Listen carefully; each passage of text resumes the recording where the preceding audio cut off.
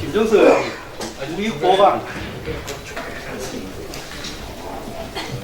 우리 국민이 민주노총한테 얻어맞고 있습니다. 국가가 민주노총에 의해 유린되고 있습니다. 국민의 안전을 지키는 것이 경찰입니다. 국가의 치안을 담당하는 것이 경찰입니다. 그런 경찰을 때리고 찍어 누르고 농락했습니다. 국민을 때리는 것이 국가를 때리는 것이고 국가를 무너뜨리는 것입니다. 지난번 민의의 전당 이 국회를 포위하고 경찰관의 뺨마저 후려친 민주노총이었습니다. 하지만 법질서는 민주노총 앞에만 서면 무력화됩니다. 결국 경찰은 맥없이 민주노총을 풀어주었습니다. 불법 시설물을 철거한 부산시청도 굴복했습니다. 그리고 지난 22일 모기업 사무실에 들어가겠다면서 민주노총은 또다시 경찰에게 폭력을 행사했습니다. 19명의 경찰이 이가 부러지는 등 폭행에 따른 부상을 당했습니다. 입술이 찢어지고 손목이 골절됐습니다. 경찰의 보호 헬멧도 벗기고 방패를 빼앗기도 했습니다. 경찰은 12명을 현장에서 연행했지만 결국 또 10명을 맥없이 풀어줬습니다. 폭력 집회에 대한 엄정 대응하겠다는 경찰은 민주노총 앞에만 서면 고개를 숙이고 눈치를 봅니다. 왜 이런 말도 안 되는 일이 반복되겠습니까? 문재인 정부가 민주노총에 휘둘리고 있기 때문입니다.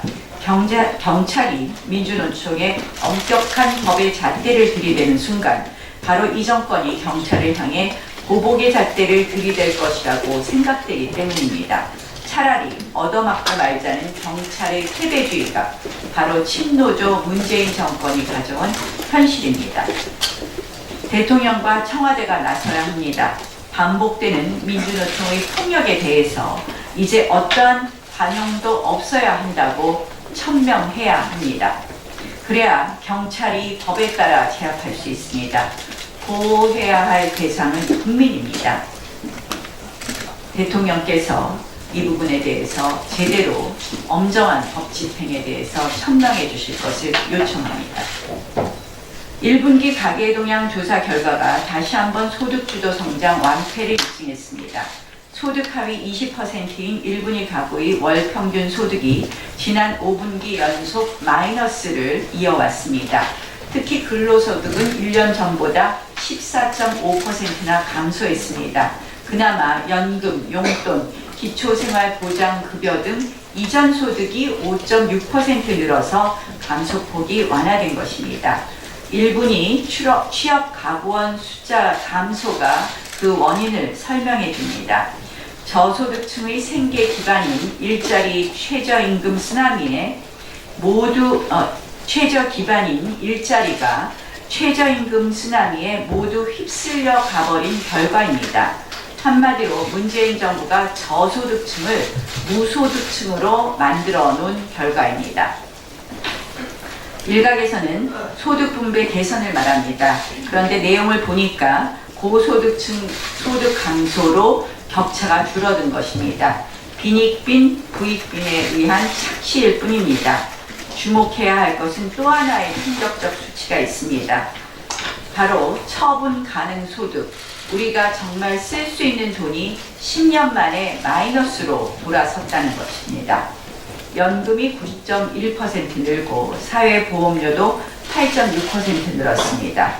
월급이 올라도 결국 더 많이 세금이나 이자가 나가면 결국 우리 국민의 지갑은 더 얇아집니다. 문재인 정부의 포퓰리즘 정책과 세금 중독이 국민의 통장을 탈탈 털어가고 있습니다. 이런 고집불통 경제 정책 없습니다. 다시 한번 말씀드립니다. 이제 통계라는 거짓말로 아무리 가리려고 해도 가릴 수 없습니다. 제발 정책 실패를 인정하고 소주성 폐기해 주시기 바랍니다. 지금 정책 실패를 세금 땜질하는 것은 예를 다 들을 수가 없습니다. 최근에 보면 이 지금 실패와 세금의 메비우스 띠인데요. 지금 실패하면 세금을 쏟아붓는 정책, 저희가 일일이 다 말씀 못 드리겠는데, 이 3기 신도시 발표 잘못된 것에 대해서도 역시 지금 또 세금으로 떼오려고 하고 있습니다.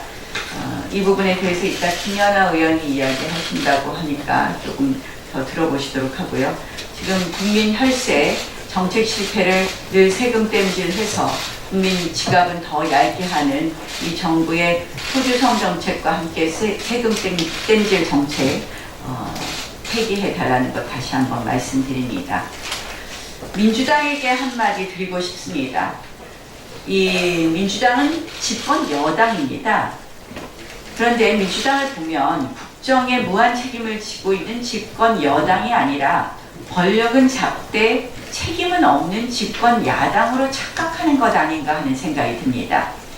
내각은 눈치 보기 바쁘고 공무원 조직은 사찰과 권력으로 조이고 오직 총선 전략만 분주하게 세우는 반민생 이념투쟁 정당의 모습을 지금 보이고 있는 것 아닌가 생각합니다.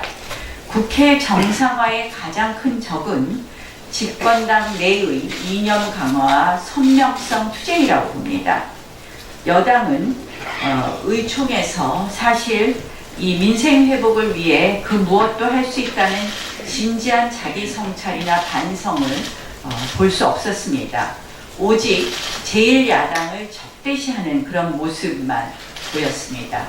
결국 집권 여당의 당대표가 한 말처럼 야당을 이 도둑놈 대하듯 박멸 집단으로 생각한다면 국회도 민생도 생각하면서 결국 국회도 민생도 후순위로 두고 있는 것 아닌가 하는 생각이 듭니다. 새로운 민주당 원내 지도부에게 청와대와 민주당은 협상의 자율권을 주어야 합니다.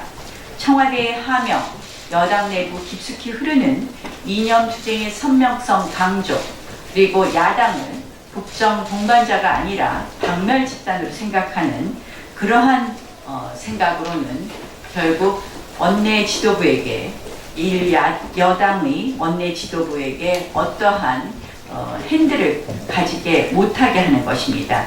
결국 원내 지도부의 운신의 폭이 좁아질 수밖에 없습니다. 새로운 국회, 민생 국회를 위해서 여당이 이제 총선을 머릿속에 지우고 맏형 같은 책임감을 좀 가져줄 것을 촉구합니다.